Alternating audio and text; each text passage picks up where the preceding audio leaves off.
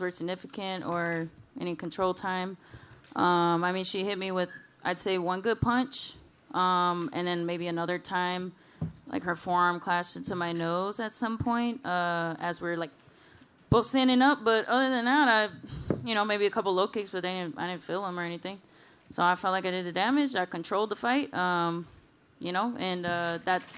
I'm proud of myself because I stuck to my strategy. That's because I know that, like, in all of Carla's fights, she just baits people in and she tries to get people to attack her. So it's like, no, I've been in slugfest before. I've gotten my nose broken.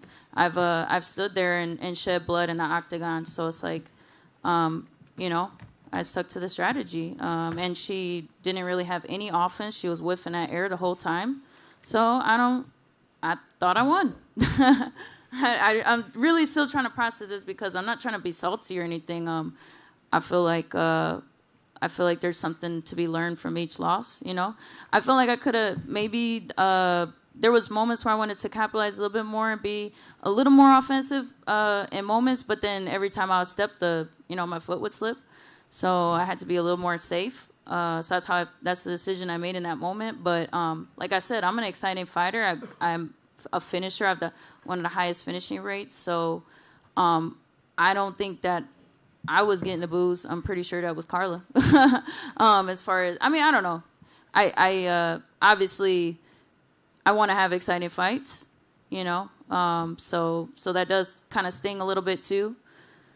So I don't know. Yeah. I know you say you're proud of yourself for sticking to the game plan, but because it was kind of like, relative lack of act, was there any part along the way, round 3, round 4, where you're like, maybe we got to get out of this game plan because we're not necessarily, we don't know that we're scoring points. There just wasn't a lot to No, I knew I was scoring. I knew I was touching her. I mean, there was some times I was missing, but it was because, I just, I don't know. I felt like I was scoring.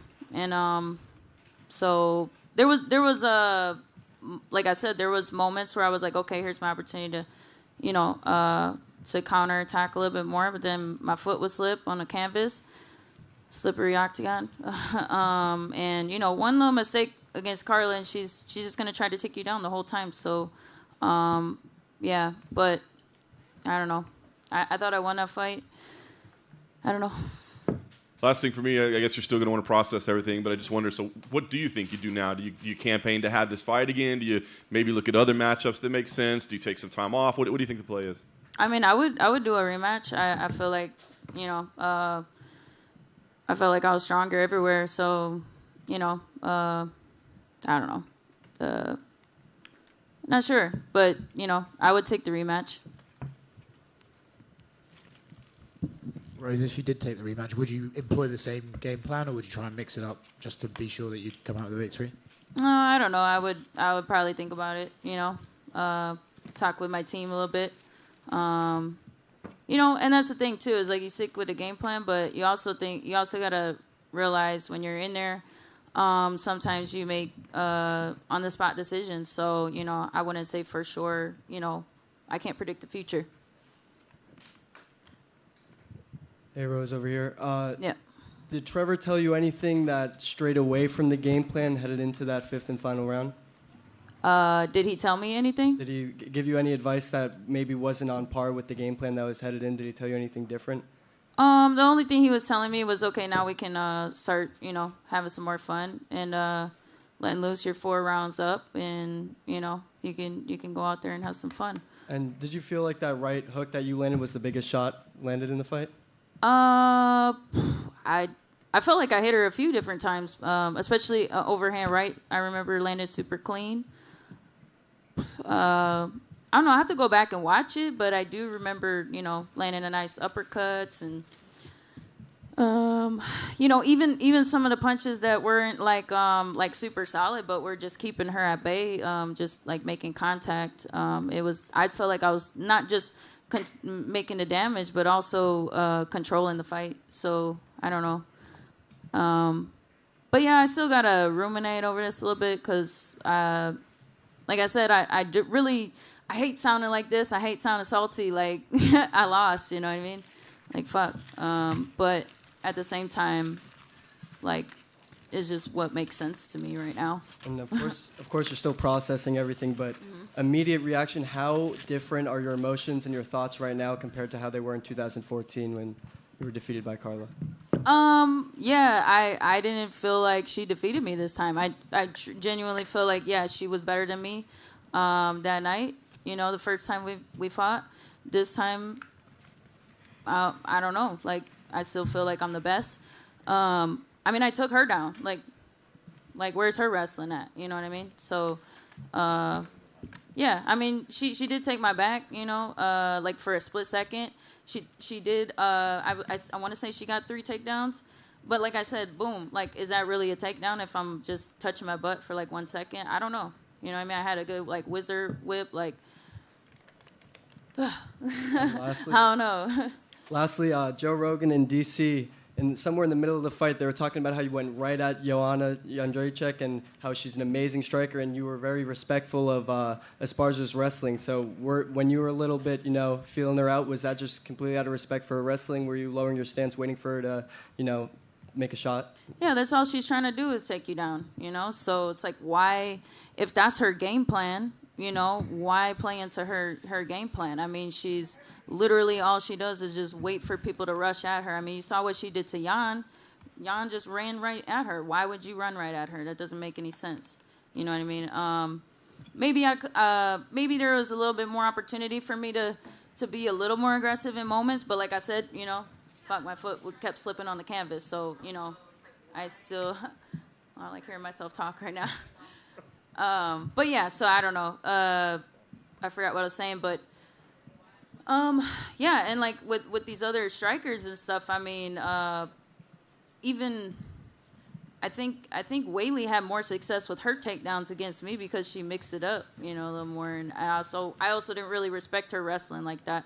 Whereas, yeah, Carla, I really respect what she does in there, but at the same time, only so much to the point where it's like I don't see how you become the champion like that. But I don't know, like I said, I hate sounding salty. Thank you. Hi, Rose, over here. Yeah. What words of encouragement would you give to your teammate, Justin Gagey, after his loss?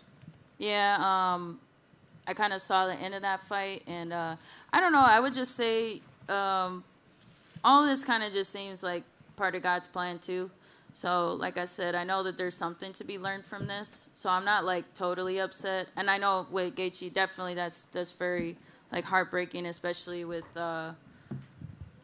yeah, just with how, you know, the weight cut and all that, like, whatever was happening with all that stuff. I had a really fun week, but at the same time, it's like, man, like, yeah, what can I take away from this? It's definitely going to probably take me a second.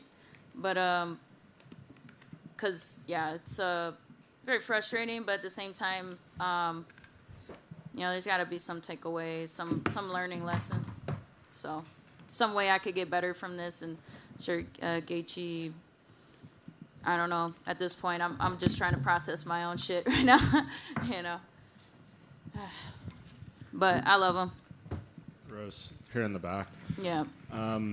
I know you feel you won and the rounds were close and stuff, but can you fathom anyway Carla got 4 rounds from one judge? I think that was surprising to some, that's surprising. I thought, okay, maybe, you know, like, I don't know what you could count. Like, the low kicks, like, the low kicks weren't even hurting me. Like, they really didn't do anything. The takedown, maybe, but, I mean, maybe was I don't know, maybe just, like, all of her attempts, but I stuffed all of those. Like, I mean, I don't know how many times she attempted to try to grab me, but really it was really, I don't know. I don't get no credit for good defense. Like, like I think maybe just the judges wanted to see, like, a slugfest, like it was, you know, maybe previous fights or something, and so they weren't appreciative of, you know, good strategy and stuff like that. But like I said, I'm always in exciting fights. Like, I can't have, like, a strategic fight. Like, I got to fuck up this face, you know? Like, no, fuck that.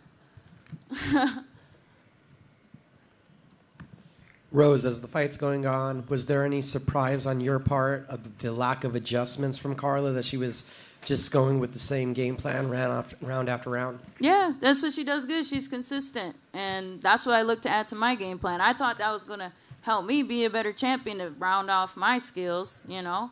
But, she does what she does. And like I said, I have respect for what she brings, to the table. But at the same time, like, that's not the type of champion, like, that I think is... I don't know. I think it's good to be able to do that, but, like, that's literally all you do, But, I don't know. I guess it takes some mental fortitude and to be able to do that and not really care about, any of that stuff. Cool. Thank you, guys.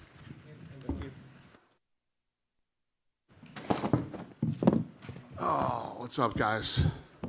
All right. The attendance tonight was 17,232, 15th consecutive sellout.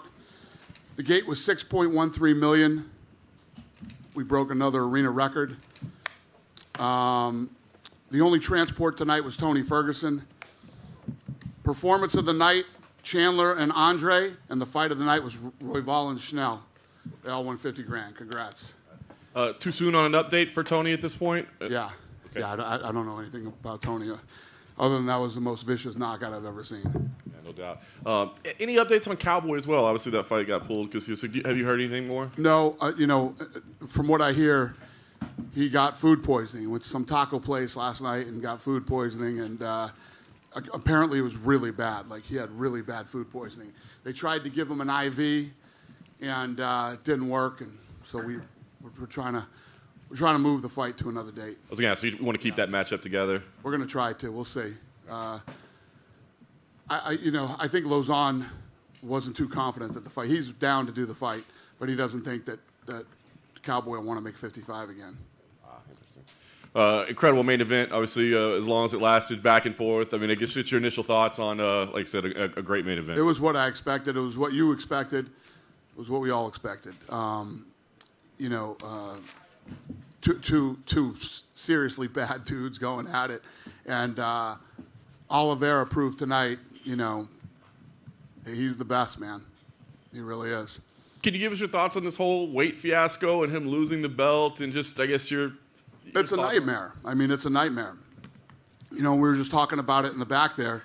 What we need to do, we have this issue where guys come out and they'll start checking the scale the night before, and, all the Europeans and guys from other parts of the world do kilos. So they all start fucking with the scale to look at kilos, and who knows? There's so many moving parts to this beast of a machine that we run every week. And, we got to have a security guard in there where the scale is now. And, it's something we're going to have to do. Is there any thoughts from you or the rest of the staff on his status as champion, right? I mean, it's your belt. I mean, if you want to give it to him, you can give it to him, right? And that's what you said, like when it was Ally Quinto was going to fight for it, and you're like, yeah, we don't care if he beats the guy, we'll give him the belt. Oh, listen, he's the guy. He's the guy. He didn't make weight. We have rules. He didn't make the weight. He doesn't. The belt is vacant. But I think, I'm sure in the minds of the media and fight fans, Oliveira is the champion.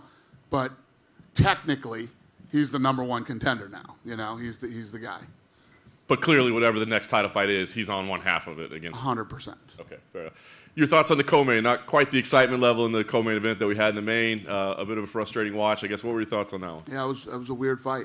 It seemed like they didn't want to engage. I think there was a total of 6 punches thrown in the first round. So that's a tough one. It happens sometimes. Rose was just here. She said she thought she won. She wasn't sure why. I mean, did you think that it was more competitive or that Rose may have won? I don't even know, man. I started, zoning out, halfway through it. So I don't know. I guess last question for me is, because of the way that fight played out, would you ever look at pairing them together a third time, or do you now look at that as I'm not going to do that fight ever again? Well, I don't think anybody's clamoring for that rematch. We'll have to figure something else out. Listen, Rose is one of the best. She's always going to be there. We'll see what happens. You got. Did we announce that fight yet? Did we announce the one? Just say it, and then we'll let you know if we did or not. Whaley and Joanna. Yeah, okay. So when that fight happens, you look at that as number 100%. Dana. Yep. Down here to your right. Obviously, being a champion comes with pay-per-view points. I don't know if you guys have discussed that, but what's Charles' status with pay-per-view points? He gets it. He will still get them? Yep. Even for his next fight as well? That's a good question. I don't know. We'd figure that out. Tonight, DC got inducted into the Hall of Fame. Curious if you could just give us some thoughts on Daniel Cormier and what he's been like to work with. Love him. Super important to the sport. Obviously means a lot to this company. And, yeah, love him. Awesome. Happy for him. And it's cool to see somebody that happy to be inducted, too. He was pretty busted up. Because we don't tell these guys when we're doing it. We just surprise them the night of. So, yeah. What was your reaction to the Charles weight thing in real time, like as you're getting updates about it? No, oh my fucking God. It's the worst thing that can happen during a, So when the weigh-in's going on, Lene is texting me everybody's weight as they come in, and she hit me with all the people, and then I hit her back and I said, no Oliveira? And she's like, he's up next. So I was like, oh shit, why is he last? What's, And, the worst thing that could possibly happen happened. Thanks. Dana, next to you right here. I know you called Michael Chandler's knockout like the most vicious you had seen, but what do you want next for Tony? That's now 3-4 in a row, and he's, as you said, coming off a bad knockout loss. Now. Yeah, well, everybody was asking me this week leading up to this fight, is this a make or break for Tony Ferguson, if whatever? And I said, no, I mean, he's still one of the top 10 guys in the world. He looked damn good in that first round. But that was a vicious knockout. You know what I mean? I think what needs to happen now is Tony needs to take some time off after that knockout, and I don't know. But it's not like, oh my God, Tony got dominated and looks like he doesn't even belong here. And Tony looked damn good right up until he got caught. And in this game, anybody can get caught with anything. Michael Chandler also said he'd be down to fight Conor at 170. Conor said that fight could actually happen in the future, maybe not next, but what do you make of that call out? Yeah, that's a fun one, man. I mean, who the hell wouldn't want to see that fight? Yeah, that's fun. But Conor's not ready yet, so Conor's hurt. So, when Conor's 100% and can actually really start training for a fight, then we talk about what's next for Conor. But listen, who doesn't want to see Chandler versus Conor? Raise your hand. Oh, he's just messing with his camera there. I thought. Andre Fiallo said he ran down back here, and he said he already booked a fight for Singapore in a couple of weeks, but didn't have an opponent yet. Listen, man, you know me. I love that shit. He came back into my green room after and was like, I want to fight. He's laid out 3 dates for me that he wants to fight. Matchmakers are screaming no. I'm like, we're doing it. If he wants to do it, I'm in. I love that shit. But no name yet? He didn't say he didn't have a name? No. Then do you have to have a conversation with Shogun now? I know he said he wanted 2 more fights, so I would assume next fight would be the end of it. Yeah, I think Shogun is Shogun has 1 fight left. And again, I mean, I'm glad you asked me that question. Anderson Silva. What the fuck is Anderson Silva talking about? When have any of you ever heard me talk negatively, except for the fight in Abu Dhabi, about Anderson Silva? Never. I've never talked bad about Anderson Silva. Not only that, we let the guy, fight through his contract. He lost, like 7 of his last 8 or 8 of his last 9 fights, and always treated him with, I don't know where the hell this is coming from him, that then I started trying to make it so he couldn't make money after, I said, Jake Paul's looking to fight somebody, fight Anderson Silva. That guy's out there. He's available. And he's 47 years old. It's baffling to me. Anyway, so you asked me that. It's like Shogun is a legend, not just here, but in the sport. Pride here. And it's not like Shogun went out there tonight and looked like, oh, my God, this guy can't even compete in the sport anymore. He's got 1 more fight left on his contract. So I'll give it to him and let him make that money and go out the way he wants to. When's the last time you actually talked to Anderson? It's been a long time. But his son hits me up. He wants to come to fights. Absolutely. And this is his house. If he ever wants to, that came out of left field and makes absolutely no sense to me. Unless you guys have heard me say something that I don't remember saying. The only time I ever said anything negative about Anderson Silva was in Abu Dhabi after that fight. Finally, Randy Brown said the fighters weren't allowed to walk out with flags. Is that something that's going to move forward? Yeah. Any specific reasons or just no flag? You know why. You guys know why. Hey, Dana. Let's not even play that fucking Dana, game. I think you had expressed some frustration towards Anderson when he made that comment that the UFC was more of a family back in the day when like he referenced Lorenzo being there and how it's been different. Do you recall that one? No. Is that negative? I don't know. He had said that about you, and I think you were frustrated about it. I don't think I was frustrated. Okay. Another question. A lot of people... Did you hear me talk negatively about him? No, I don't think it was particularly negative, but you thought he was kind of out of line when he made that comment, I recall. Thought it was probably weird or something. Yeah. But never negative. I never said anything bad about Anderson Silva. Tell me something I said bad about Anderson Silva. I think you're right. A lot of people kind of freaking out when they saw that war room, all the fights on the board and stuff. I know a lot of those have been confirmed. I'm sure you know what I'm going to ask. Nate Diaz versus Hamzat Chimaev. What's the deal with that? Some of those are just placeholders. So when we go in there, we'll have placeholders in place. So none of that stuff are done deals. Those are all just, some of them are just placeholders. Some of them are done and some of them aren't. Is that a fight you want to do? Yeah. Is it being offered to Nate? I don't know. And another one was on there was Jones and Stipe. John Jones had come out over the weekend and said the UFC is playing little games and making that fight. Do you have any idea what he's referencing? Yeah, I'm sure he did. You know what? Now, that would be something that I could go, oh, John. If I was John Jones, I'd think the same thing because it's on the board in there. But you can't. That's why we shot that podcast in there, but we didn't announce anything or say anything. That's just shit that's on the wall in there. And that fight is not happening then, no. So no games. John knows what's going on. That wasn't, that's something that people read on the wall, not something that we said is done. And you guys put together Max Holloway and Volkanovski. That was part of the lineup that came out today. Was that always the fight that you guys wanted to do next since it was originally booked for earlier this year? Yeah. Perfect. Thank you. Okay. Hey, Dana. After everything that went on this weekend, Beneil Dariush and Islam Makhachev, you still want to make that fight next? I do. But Joe Rogan just grabbed me in the hallway and told me not to. Winner of that fight, would that be for the number one contender spot? Yes. So then, with everything that went down this weekend, any way Michael Chandler or any other name could be fighting Charles Oliveira for the vacant lightweight strap before that fight, we get the results for that? Yeah, I don't know. I mean, the fight just happened. Brandon Royval, number 6, he got the victory, he got the performance bonus. He called for a flyweight title belt. What do you think he's got to do? He's probably at least one more fight away from that. Yeah, I don't know. I don't know tonight. I don't make fights the night of the fight. Any update on what to do for the flyweight title? Are we going to see the trilogy fight with Brandon Moreno and Figgy? The quadrilogy, rather. Probably not. Yeah, it's probably not going to happen. What's going to happen instead? Well, I'll tell you when we announce it. Appreciate it. All right. Hey, Dana, right behind over here. Yep. The Footprint Center was rocking all night. I think I saw 3 empty seats throughout the night. I'm pretty sure those people were in the bathroom. So what did you make of the crowd tonight? This is the second time that this place has been incredible. The fans here are nuts. I love it. And after Trinaldo's fight, he said that he stopped aging at 33. Are you ever surprised when he comes out, he's 43 years old, and he looks like he has a lot left in the tank? Were you surprised by his performance tonight? Yeah, no, I wasn't surprised, but no, the guy's a savage. Thank you. Yep. Dana, Duncan here from Fox Sports Australia. Hey, buddy. How's it going? Just back on that Volkanovski versus Holloway trilogy fight. How important is that to Volk's legacy, considering that there was so many question marks over the decision win last time?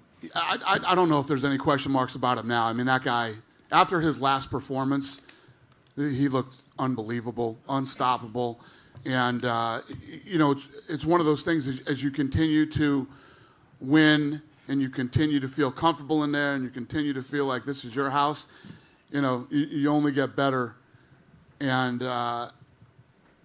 it's going to be interesting to see this fight. This is the fight that needs to happen. I think everybody wants to see it.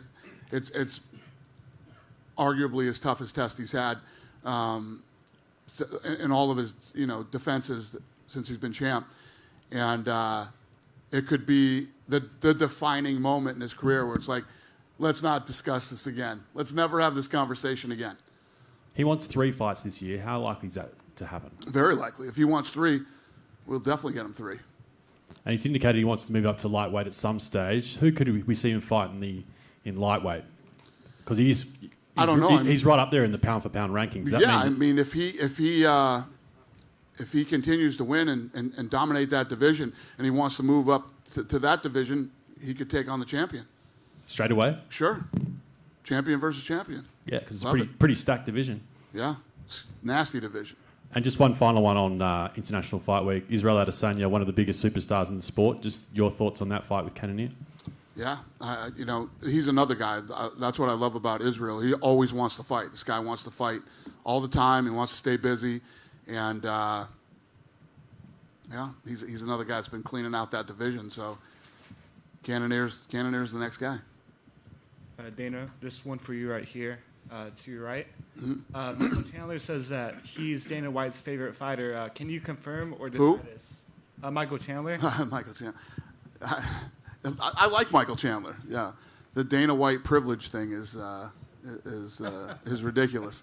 Tonight had nothing to do with Dana White privilege. I had nothing to do with what happened in there tonight. I saw somebody sent me this fucking stupid article that some moron wrote last week about Dana White privilege and that basically bitching about fighter pay. And then Conor came out with a statement about Tony. And then this guy said, this guy embodies Dana White privilege, whatever the fuck that even means. It's the most ridiculous thing that I've ever heard in my life. So you're bitching about fighter pay, yet a guy like Conor McGregor, who's built himself up, sold millions of pay-per-views and become a star, has Dana White privilege? Fucking one of the dumbest things I've ever read in my life. It's unfortunate that that's just the type of fucking guys that write stories in this sport. But anyway. Awesome event. I hope I answered your question. Hi, Dana. Hi. Mauricio Shogun, he has just one more fight, right, in UFC. Yes. What kind of opponent do you have in mind for him for his last fight? Sir, I love you. The guy just fucking fought 2 hours ago. I have no idea who he's going to fight when he fights again. Sure, fair enough. For you, what makes more sense? Conor fighting Michael Chandler, Charles Oliveira, Kamaru Usman, since everybody's calling him out. Yeah, I mean, he's the biggest superstar in the sport. So, everybody's going to call him out. I think that, first of all, talking about Conor he's not ready. When Conor's 100% healthy, you look at what the leg, like I'll give you an example. You guys, for the last however many months, want to talk to me about Conor. I would have never said Chandler in a million years. And then tonight happened the way that it happened, and Chandler says, hey, Conor, let's fight. And Conor's like, yeah, you know what? I actually would like to fight you. I think it would be an exciting fight. So by the time Conor is ready to actually compete, who knows what's going to happen? Who knows what the landscape's going to be? But I promise you, we'll make a good one. And Dana, right back over here again. Yeah. If you were, for some reason, to listen to your friend Joe's advice and make Makhachev versus Oliveira, is there a potential for a Dariush Chandler matchup? I haven't heard many people speak about that. Is there? Would that matchup interest you? I don't know, brother. I don't know. When I get up here after a fight like tonight, I'm not even thinking about that stuff. Tuesday, we will get back into the war room. We'll put some shit on the board that might happen. We'll put some shit on the board that will happen, and we'll figure it out. I don't know tonight. But, I'll give you this. I'll be honest with you. I get it. Listen, who doesn't think Dariush and fucking Islam is a great fight? I mean, it's a fucking killer fight. I would love to see that fight to see who the number one contender is. But I'm not going to lie. After tonight, I don't mind. I'm like, I wouldn't mind doing Islam versus, Oliveira either. So we'll see what happens. We'll get in the war room and argue about it and figure it out. Thank you. Thank you. Dana, do you have any updates on when you are planning on going to Salt Lake City? Yeah. Did we announce that? Soon, my friend. Soon. We are definitely coming to Salt Lake City, and it'll be soon. You good? Have a good.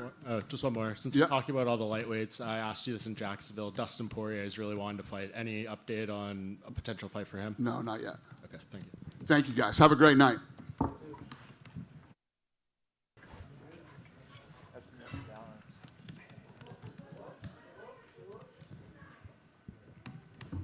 Well, Mike, obviously everybody was indeed entertained, but just that's right. I guess it's my thing now. Just talk to me. I mean, listen. I mean, Tony looked, I think, better than anybody thought he might. So, how did you think that first round was going? And did you feel like you were getting tested maybe than you thought you were going to be early on? 1,000%. And I think that's once again why I always go back to why we love the sport of mixed martial arts. I mean, was I supposed to beat Tony? Absolutely. Was I supposed to steamroll him in a lot of people's eyes? Absolutely. Was I a big favorite? Absolutely. But anything can happen in 4-ounce gloves while your heart's beating through the roof and you're in a packed arena here in Phoenix. And, Tony is who we thought he was, awkward, rangy, unorthodox, and I made the same mistake. I came in with a right hand, pulled out, and got caught with something. So we're going to clean that up. Would they say maybe not a biggest surprise in the fight, but you just feel like maybe it was your own execution, or was there something that he did that you were like, oh, we were not expecting that at all? I think y'all have said, hey, is it your goal to fight tooth and nail and be in these big wars?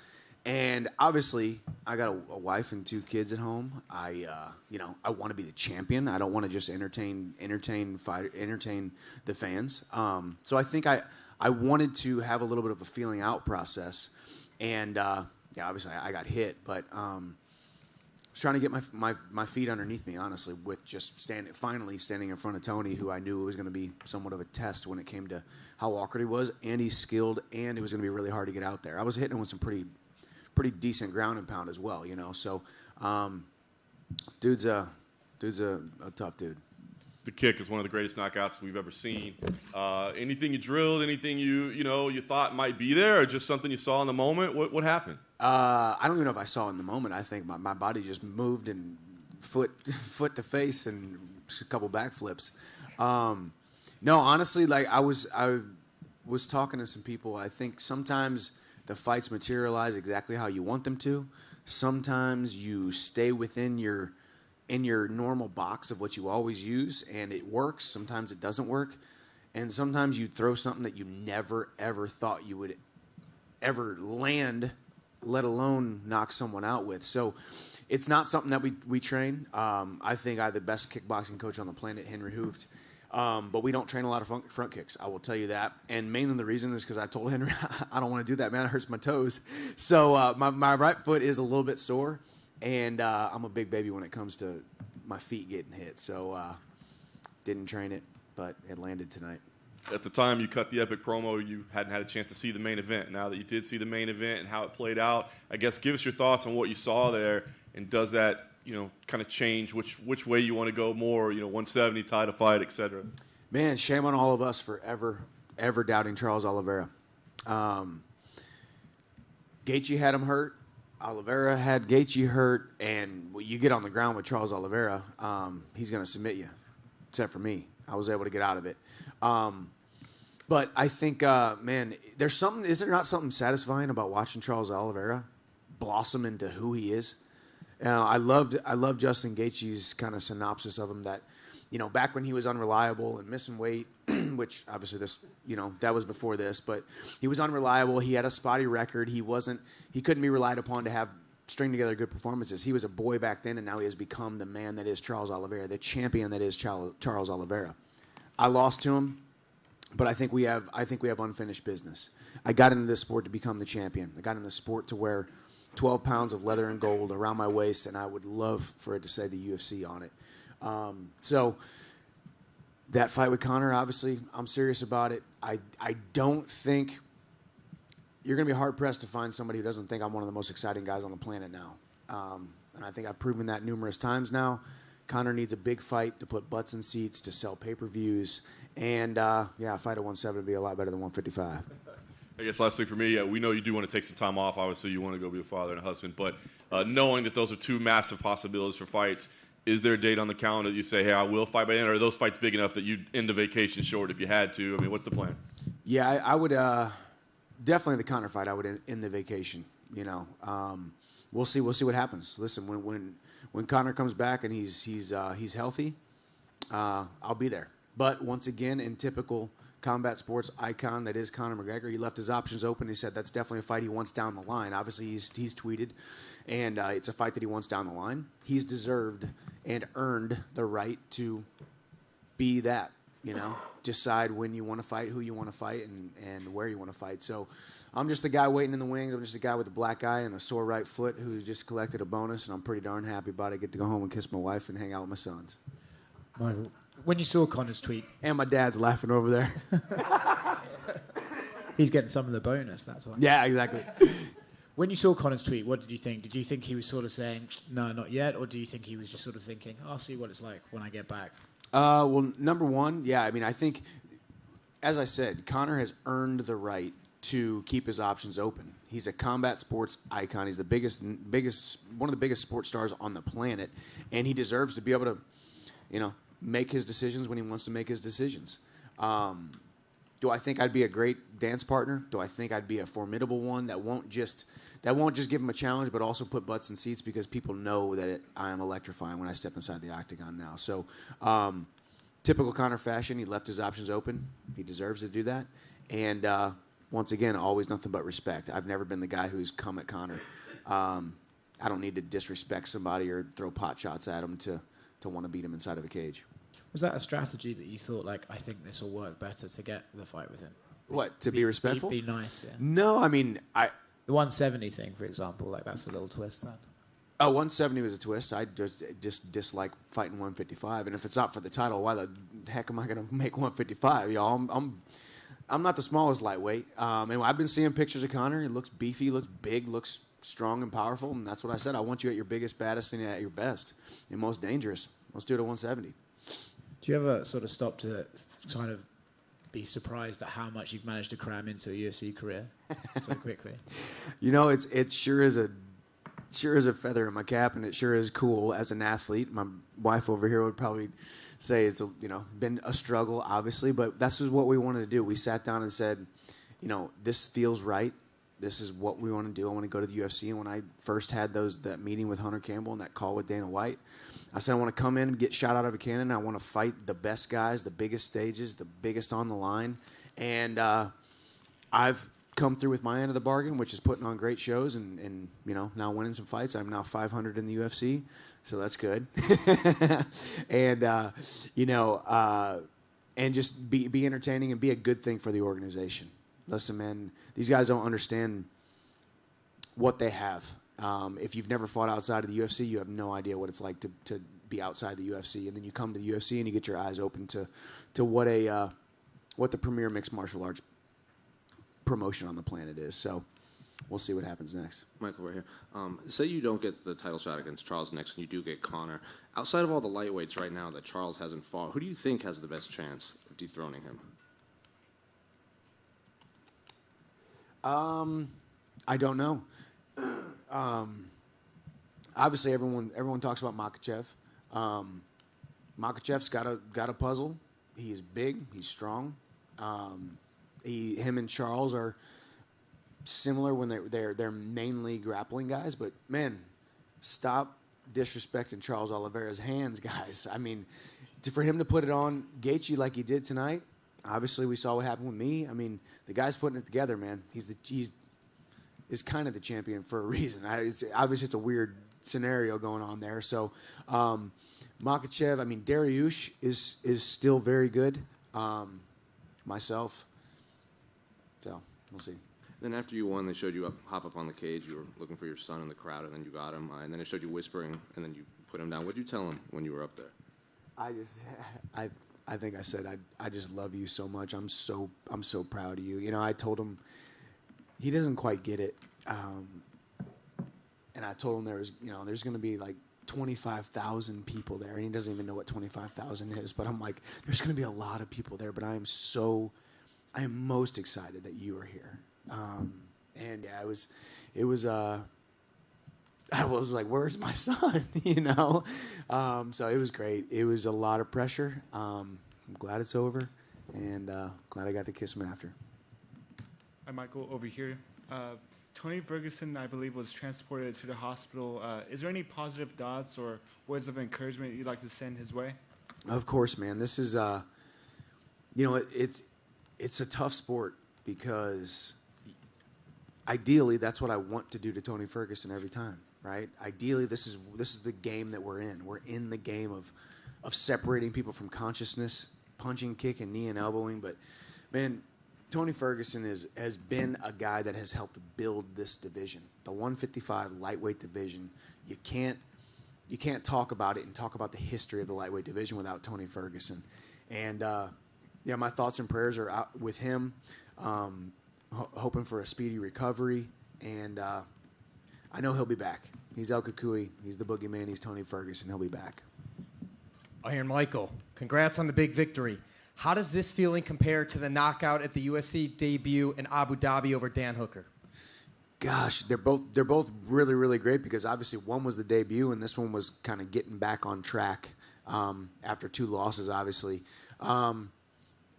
I'd still have to go with the debut knockout of Dan Hooker. You know, I was the underdog there, as I should have been because I was coming from outside the UFC.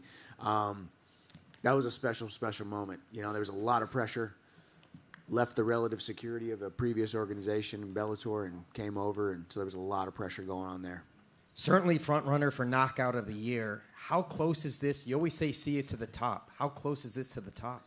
I think we're starting to scratch the surface, but, you know, there's got to be some big fights, and I got to get that title. You know, the top.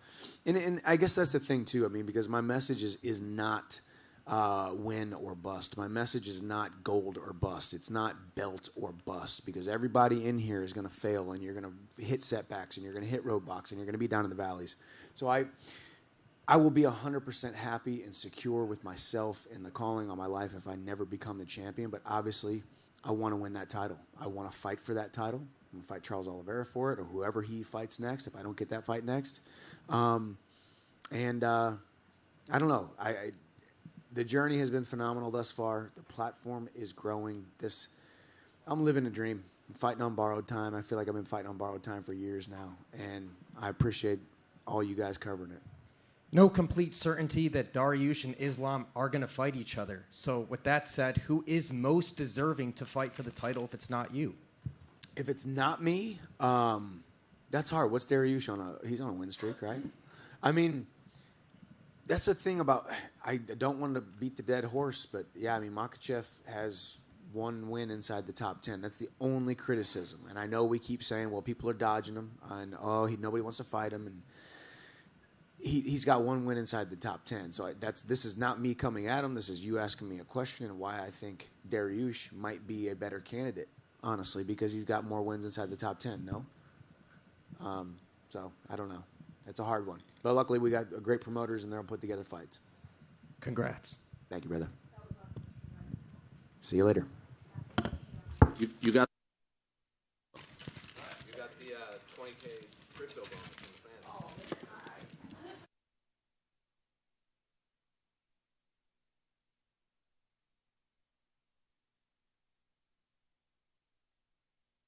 fans. It was better than Anderson Silva. It just wasn't as technical, but that was the greatest front kick knockout we've ever seen. Unbelievable. Easily the greatest front kick knockout we've ever seen. Unbelievable. But DC, congratulations, of course, were in order for you as well. Hall of Fame, and it looked like, you got pretty emotional when it was read out. So I guess can you just take us back to that moment? Like, did you instantly realize? When did you realize what was happening? What was the emotion? So when they said, let's welcome the next member, I don't know if do they normally do 2 modern wing athletes or something? They don't, right? So I saw Habib, so I had no idea. I thought it was going to be Habib. And then I saw my back on the promo I did years ago, and I kind of threw my headset. Rogan looked like, what just happened? Then he looked up and saw what was going on, and he was like, oh, my God, congratulations. So it was a bit of a surprise. I don't know how they kept this from me. Well, I was going to ask. I think a lot of people are like, he knew. He's on the broadcast team. He had to know this. No one told me anything. They let me talk about Habib going into the Hall of Fame before the show. And I was like, because Habib and I compete in everything. And I was like, well, you're in the Hall of Fame and I'm not, so congratulations, champ. And little did I know a few hours later I was going to be getting the invitation. So now you can take that back, right? Well, yeah, he's still undefeated, right? So it's like, I don't have him yet. I guess, can you just sum up what it does mean to you? I mean, I'm sure it's still kind of processing. You weren't, ready for it, but to know Hall of Fame, you know what I mean? You can't ever take that away. What does that mean? I always said things like heroes and champions, they fade, but your legacy stays forever.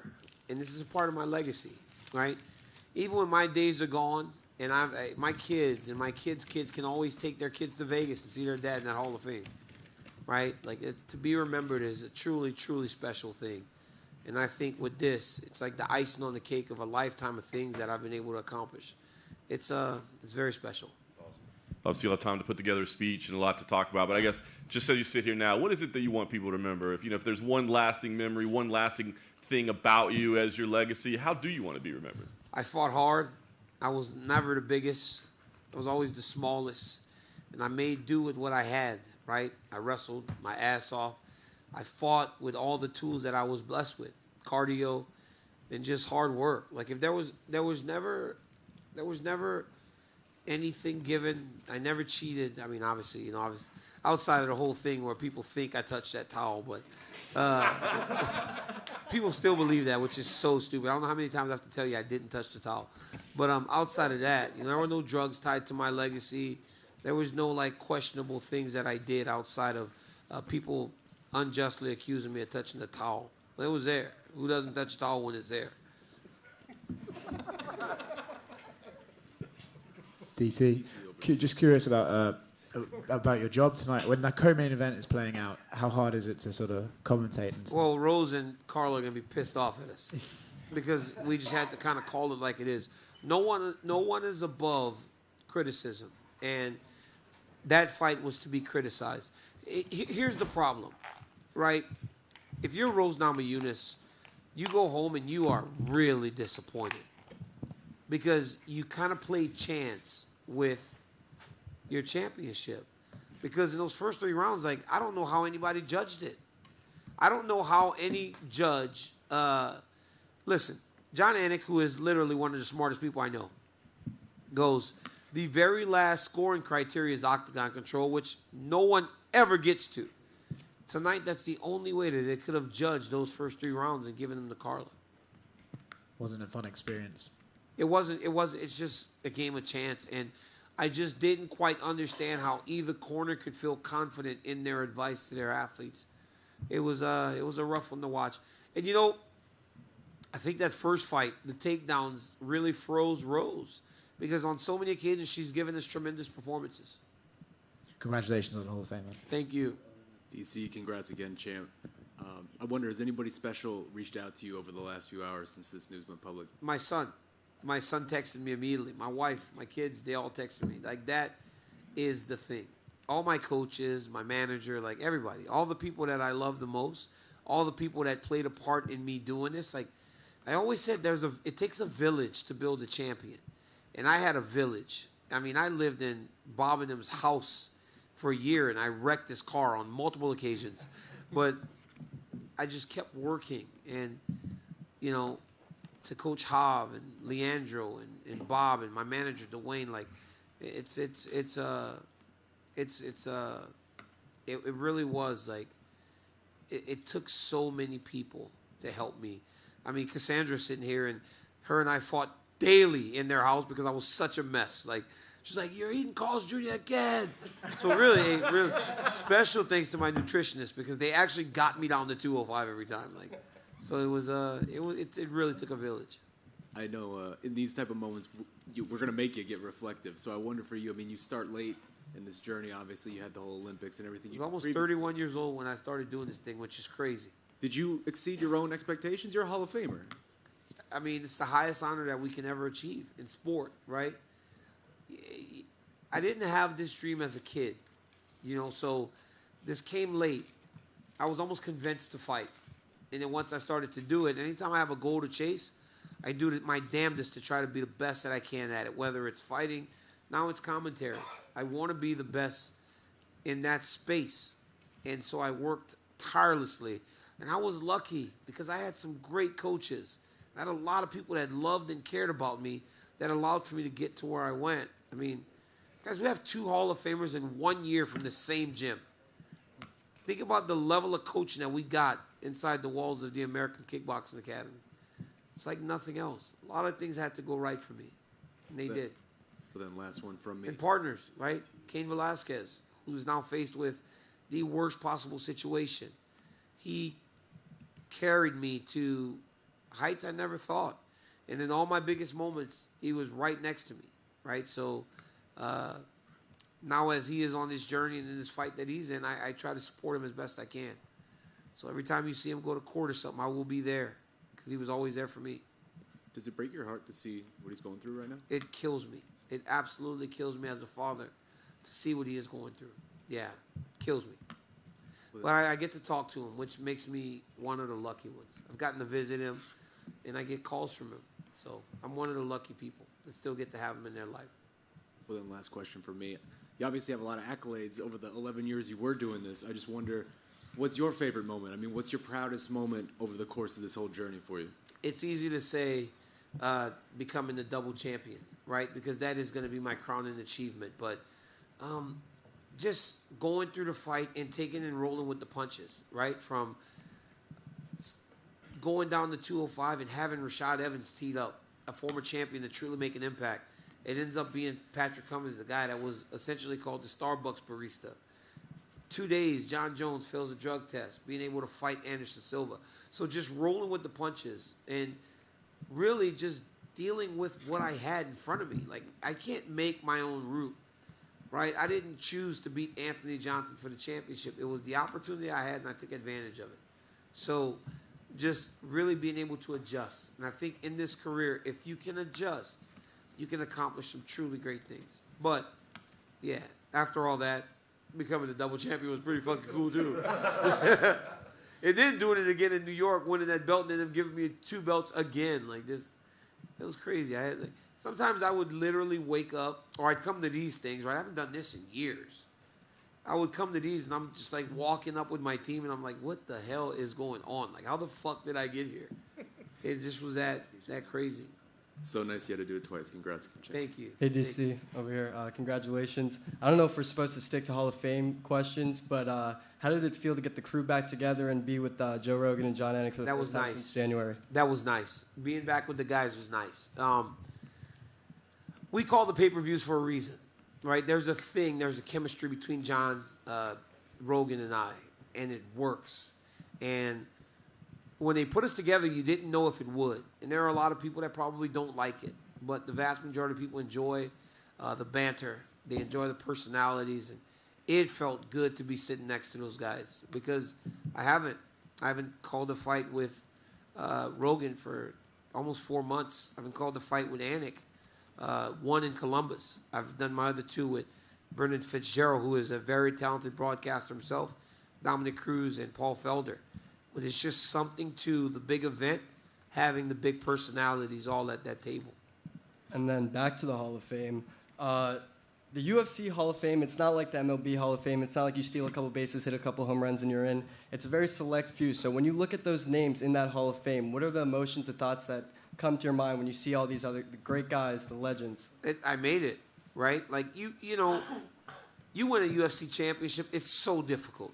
I mean, people don't even comprehend how hard it is to win a UFC championship, much less win a belt, defend a belt, win all these other belts. Because every guy in there, right, is in there because they deserve it. So it is truly a pleasure to sit alongside these people, like all these people that I've looked up to for so long. And every time, like I said, I'll be called the UFC Hall of Famer.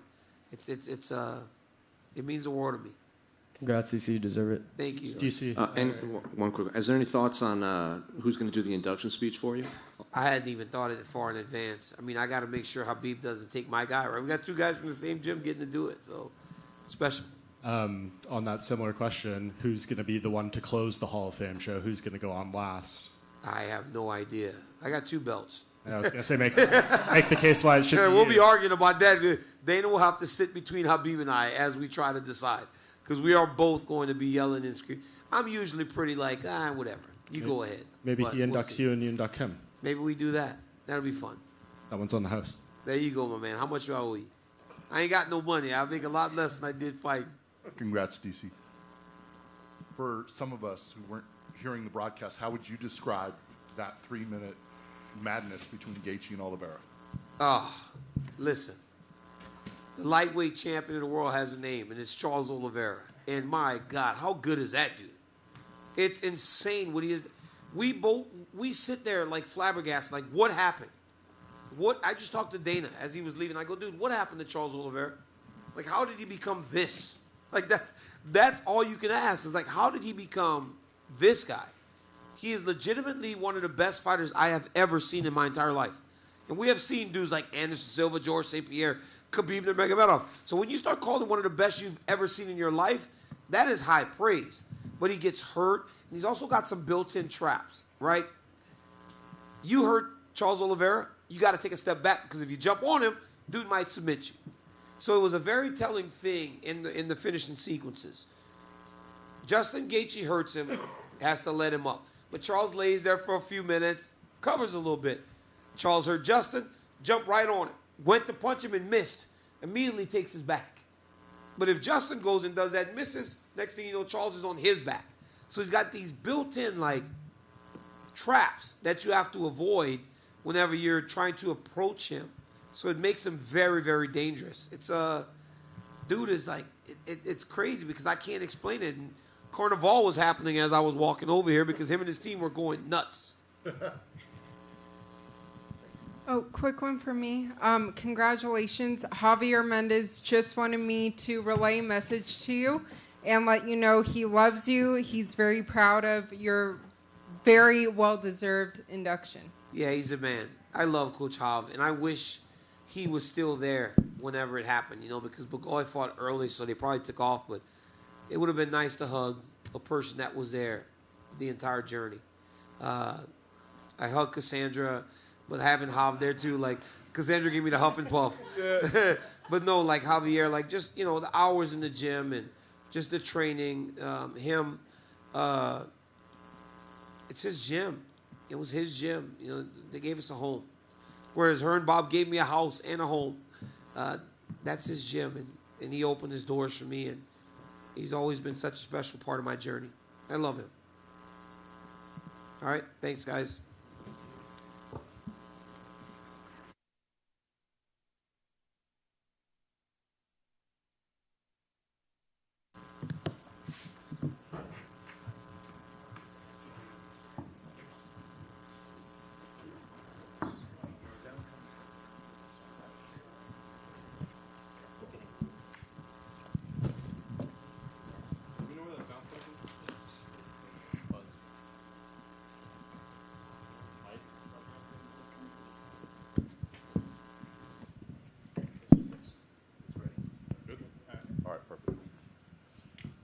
Congratulations. I mean, I'm sure you're still kind of soaking it in and processing it all, but just give us the emotions as you sit there right now. Oh my gosh, it really hasn't completely set in yet, but I'm just so excited and happy and can't believe after all these years that, you know, I have the belt back. It's amazing. Does the feeling compare to the first time, or is it, I mean, it's obviously, like you said, it's been such a long journey to get back here. Is it somehow maybe more special or more sweet to you? You know, it's really hard to compare the two because they are both such an amazing feeling, and I went through so much to get the belt both times. But for sure, I would definitely rank getting the belt both times as the top two moments in my life. Fight wasn't necessarily the most exciting fight that we've ever seen, so I guess if there's a sour point, it might be that. But what is your take about just how the way the whole thing played out? That's always a bummer. You always want to put on a show for the fans, so it's unfortunate to be a part of a fight like that. But I felt that I was putting the pressure on. I felt that I was coming forward. I was the aggressor. I was holding on to the center of the octagon. So at the end of the day, I did what I could, and I tried to fight my fight. But you know, fights go like that sometimes. Yeah. I think a lot of us were pretty uncertain what the judges' scores were going to be because the rounds were so close. How did you and your team, were you scoring as you went along, and how confident were you that, okay, yes, we are banking these rounds?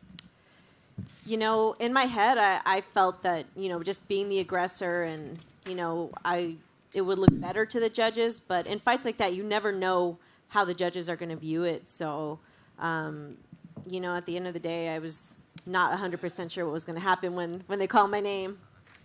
As the fight's playing out, and obviously you're both staying disciplined and sticking to your game plans, was there ever a part in the latter stages where you're like, we've just got to get crazy and get aggressive, or did you think, let's stay with what we're doing?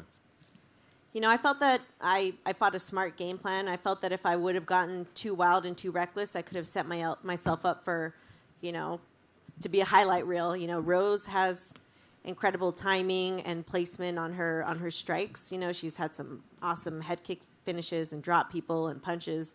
So, I didn't feel like it was a smart person to get reckless with. Yeah. Do you think you'll ever cross paths with her again, or do you think at this point, we've seen it twice now?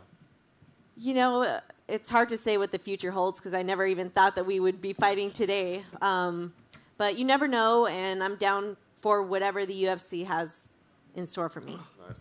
The last thing for me, Dana always says we're not making fights right away, but he did say, hey, Zhang and Joanna rematch kind of looks like a number one contender fight to him. Does it look like a number one contender fight to you as well? And do you have any thoughts on that match? I would say it's definitely like in the mix as the number one contender fight. That or Marina Rodriguez. I mean, obviously, we fought before, but she's been on kind of a tear since we fought a few fights ago, and she's had some dominant wins over some really great fighters. So I would definitely put her up there. Congrats, champ, right over here. First of all, I have to ask, is that belt going to make an appearance at the wedding next week? Oh, most definitely. I'm going to walk with this belt down the aisle as my something new. Super excited about that, yeah. Are you really? I am. It's going to be wrapped around my wedding dress. And the face isn't busted up at all? Oh, my gosh. I mean, at the end of the day, I was going to fight the fight, and whatever happens, so be it, but I can't say that I'm not happy that I'm not going to... I didn't get busted up for the wedding. As this is developing, as the fight's going on, were you finding yourself surprised almost by Rose's strategy, the hesitance to engage? I definitely was a little bit surprised. I thought she was going to be a little bit more aggressive. I wasn't surprised necessarily at the game plan, because I had kind of watched a similar fight like with Andrade, where she kind of stayed on the outside and picked her shots. But I felt that she was a little bit more aggressive in that fight. But the takedown... The takedown can definitely make people a bit weary, and I felt that she wasn't really committing much. So I've been a part of a few fights like that in the past, with people who are worried about the takedown. So, I can say I'm surprised, but not totally. When she was in here, seemed pretty adamant that she thought she won. And so I'm just curious for your response to that or your reaction to that, maybe. To win a fight, I feel like you have to do a lot more. You have to be more aggressive. At the end of the day, it could have been anyone's game because, let's be honest, not a lot happened. But I felt that, I was holding the center of the octagon. I felt like I was really trying to push the pace and come forward with my strikes and my takedowns. So, to really say that, hey, this was my victory, I feel like you have to do a bit more. Well, then last one from me. We talked about it a lot in the lead-up, but this is now the longest gap between UFC championship reigns in the history of the promotion. I just wonder what that means to you to now have that and own that and what that says about you. Oh, my gosh. Honestly, that is one of my most proud accomplishments because I think that says a lot about me, as an athlete that, it's easy. It's not easy to even get the belt ever, but to kind of maintain at the top of this very, very difficult division in the biggest promotion in the world. It's not easy. This game is tough, and to still be here almost 8 years later, winning the belt again, I'm super proud of myself. Congrats again. Thank you. Carla, right here. Congrats. Did you think coming in when you guys were game planning this that you would be able to win on one judge's scorecard 4 rounds, only in this entire fight getting 2 takedowns and having 22 seconds of control? I definitely did not expect the fight to go like that. It's not the fight that I was hoping for. I thought to get the win, I'd have to solidify more takedowns. But, I've been a part of fights like that before. As I said, like when I fought Michelle Watterson, it wasn't, I was expecting more takedowns, but she kind of stayed on the outside. And not as much happened in that fight as I wanted either. But, it was kind of like a similar outcome. I feel like if you want to really get that win, you got to stay busy. What do you think that says about your growth that you can win a fight like this when it plays out like that? I mean, this fight was almost contended on the feet the whole time. So, I think it's like, hey, everybody, I got striking too. If I need to pull it out the arsenal, I have it and I can use it if need be. And last thing from me, we talked about potentially the Joanna and Wally winner fighting. Would there be something beautiful about you defending your title for the first time against Joanna again and wanting to set things differently in this title reign? Yeah, it would be awesome to kind of change the history. Obviously I beat Rose the first time and won the belt and then lost it to Joanna. I feel like it would be a really big accomplishment to go in there and beat her and just kind of show what's made me stay at the top of this division, that I have changed and I have grown and evolved throughout these years. Hey, Carlo, over here. We know that when you're in the octagon, you're in a fight, especially a title fight, you're uber focused. But at any moment during the fight, did your upcoming wedding cross your mind? It's kind of hard because during the fight, sometimes you're in a little bit of a blank stare. I was really focused on the fight, but definitely when the fight was finished, I was like, oh my gosh, yes, my face is clear, it's good. I was definitely super relieved. Of course, makes sense. And then going into that 5th round, what are some of the things your coaches told you, and did they feel that you were winning the bout after 4? I believe my coaches told me that I was winning, but that that she was going to come. Actually, I think they said she was going to be a little bit safe that last round. So I'm not too sure. In that last round, I was just like, oh my gosh, like I want to do more. I really want to like set it in the eyes of the judges, but it's just, I hate to say it this way, but it's like it's hard to fight someone that doesn't want to fight. Makes sense. And then you spoke a little bit about this, but going into the announcement of the decision, were you supremely confident that you had done enough to secure the win? I was confident that I had done enough to get the win, but when you leave it to the judges, you never know. So I was definitely like, come on, before they read the decision, and I was super stoked when they announced it. And then lastly, some fans out there, they feel that the fight was about a tie. It was kind of a draw, and because that Rose was the champion, that she deserved to retain the belt. What are your thoughts on that? It's unfortunate that not so much even happened in the fight, as I would have wished. So, I mean, it was definitely close, but I don't feel that Rose pushed the pace. I feel like as a champion, you really need to go after it and mark, this is my octagon, and I don't really feel that she was aggressive enough to really say like, hey, this was my win. So, at the end of the day, I got the belt, and if she wants a rematch, I'm down for that too. Congrats, champ. Thank you. What are the plans for the honeymoon going to be now with that championship money coming in? Oh my gosh. Well, I actually have the honeymoon planned already. We're going to Bora Bora for a week, and I'm so stoked on that.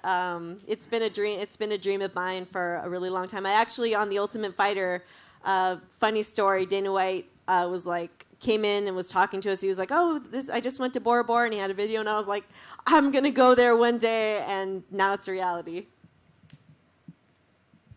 And you said you were wearing, over here again, you said you were going to wear the belt, rock the belt down the aisle, so I'm assuming there's no position open for belt bearer instead of ring bearer? Yeah, no, definitely, I mean, I said it, so, and I mean, come on, like, what cooler piece of, jewelry, or not even jewelry, I don't know, what a better accessory piece than can you have than this belt, so.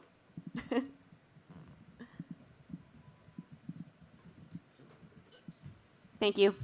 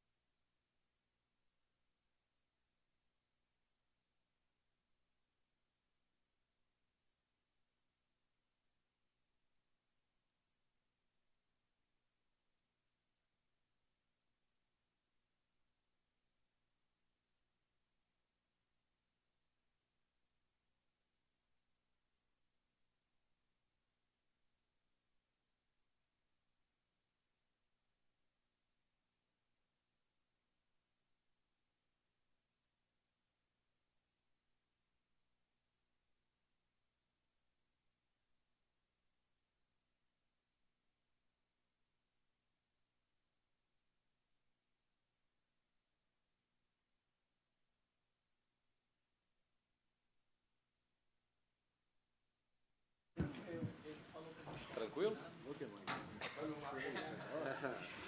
A gente tem uma expressão aqui que é você parece. Tá faltando algo aqui, não? There's something missing here, right? Tem uma expressão aqui que você está parecendo $1 milhão. Alguém falou, você está parecendo $1 trilhão. Well, Charles, obviously a very, very incredible win for you tonight. I mean, a quick fight, but incredibly exciting. How are you feeling after that? Charles, obviamente uma vitória muito importante para você, uma vitória rápida, mas uma vitória muito importante. Como é que você está se sentindo? Feliz demais. Feliz demais, vem aumentando meu legado, mostrando que o quanto que a equipe e a gente vem trabalhando em busca de um sonho gigantesco, uma vitória, uma finalização, aumentando esse legado de finalizações minha, mostrando, né, que realmente o campeão se chama Charles Oliveira. Just way happy. Just the fact that the work that the team puts in, that it paid off. You think that we will always work on submissions, and to see the legacy of submissions as well, continuing to keep on. It's still going, meaning that the work that the team has put on really paid off, and it just goes to show that the champion has a name, and it's Charles Oliveira. Can you give us an idea how difficult the last 24 hours were just for you to stay focused? I mean, with everything happening, it just seems to be very easy to get distracted and lose focus on what you have to focus on. Você pode dar uma ideia para a gente como é que foram as últimas 24 horas? Porque seria muito fácil com tudo que aconteceu você ficar distraído, você perder um pouco o foco. Mas como é que você manteve o foco com tudo que aconteceu? Só olhar lá para trás. É um time gigantesco, uma equipe gigantesca de pessoas que me amam verdadeiramente. Sabem que a gente bateu o nosso peso na quinta-feira e me deixaram tranquilo. Mandaram respirar, sabendo que a gente tinha um trabalho gigantesco para fazer, que era vir aqui e vencer, aumentar esse legado. Né? Só não está aqui, mas o campeão se chama Charles Oliveira, a gente vai pregar isso o tempo inteiro. Quando eu lutar de novo, eu vou defender o meu cinturão, eu sou o campeão. All I have to do is just look out back. It's an enormous team. It's a great team that's always behind me. That's always been supportive. That always said, you're gonna keep on going. You're gonna keep working on this. We were all sure that we actually made a weight on Thursday, so that it's in our hands. We're just not going to take that away from us. And I went into the octagon today to defend my title. We're going to defend the title. I don't have to get it back. The name of the champion is Charles Oliveira. We all know that. Fight started. Justin was very aggressive. He tagged you a couple times. Was kicking the legs. I guess how were things playing out early on? Was it as you expected? Luta começou bem agressiva. O Justin foi para cima de você, pegou você algumas vezes, também pegou você com os pés, também chutou. Como é que você viu esse começo de luta que foi agressivo e foi desse jeito? O que aconteceu?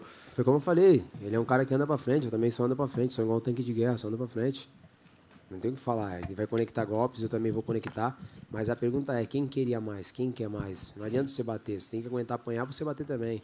Essa é a real, eu queria mais, sabe? Como eu falei, o campeão se chama Charles Oliveira, ninguém vai tirar isso, eu sou o cara iluminado.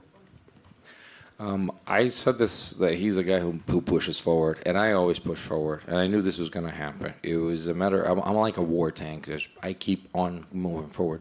I knew that I was going to get hit, I knew that I was going to get him, but as I said a couple of times, who wants it more? And it all came down to who wanted it more. And that's not going to change.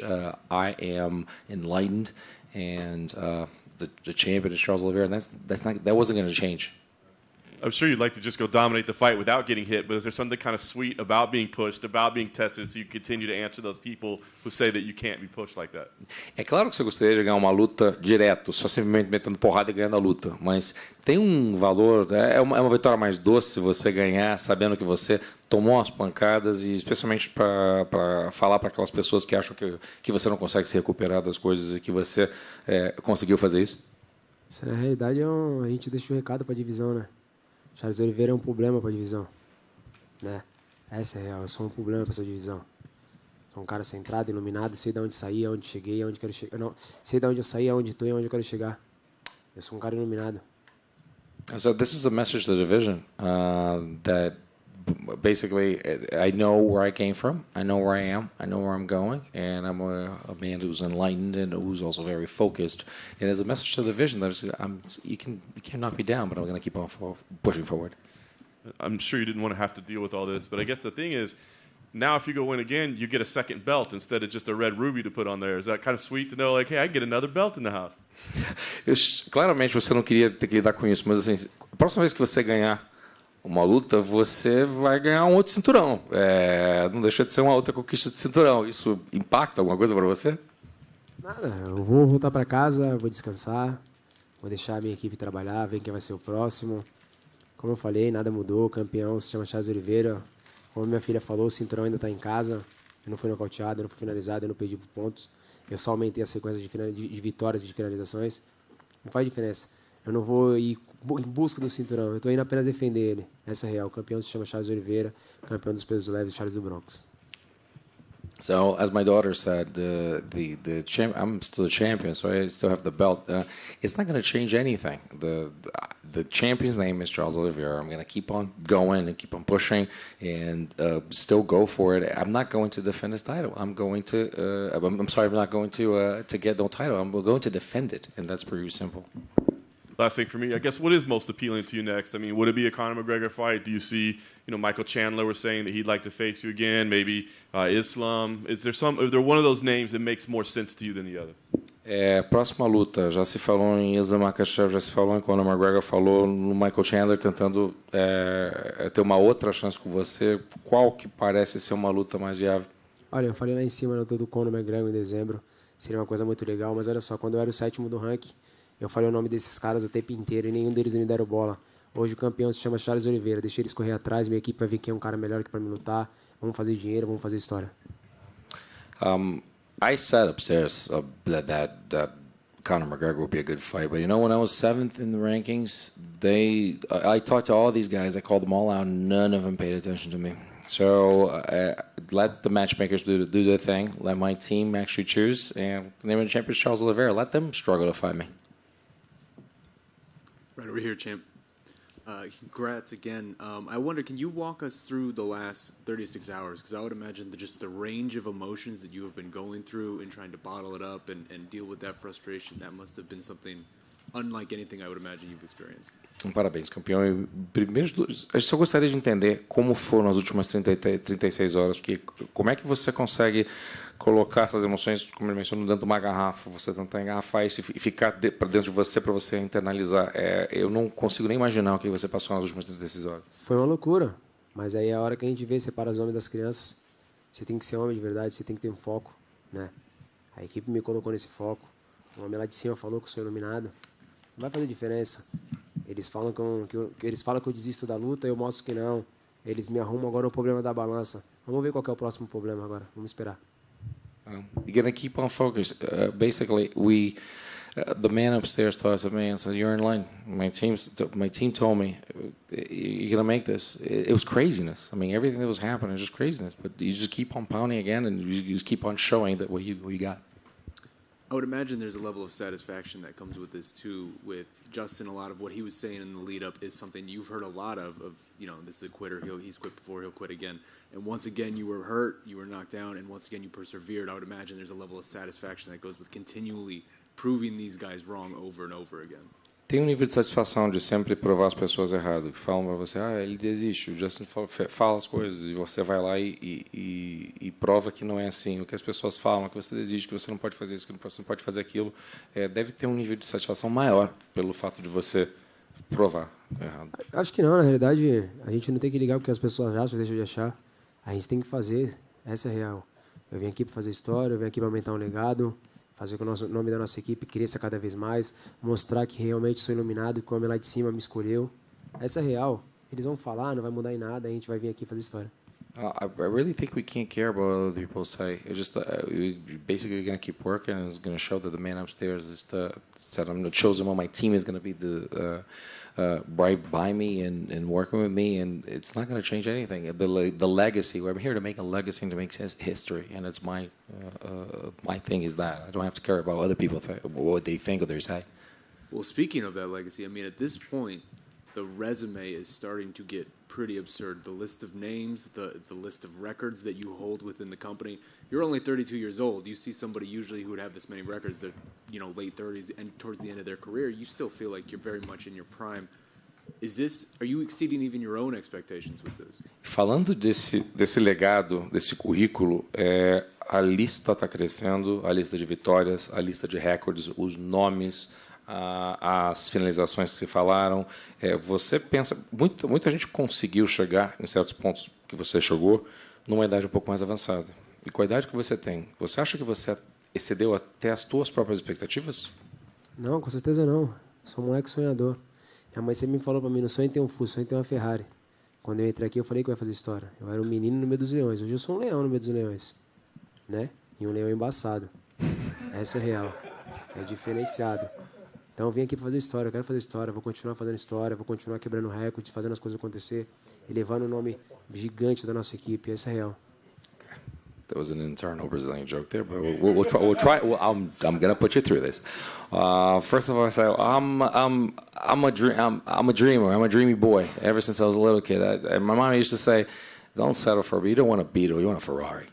And I started saying that I was a boy amongst lions, and now I'm a lion amongst the other lions. And I'm a pretty tough freaking lion, right? That's what it was said.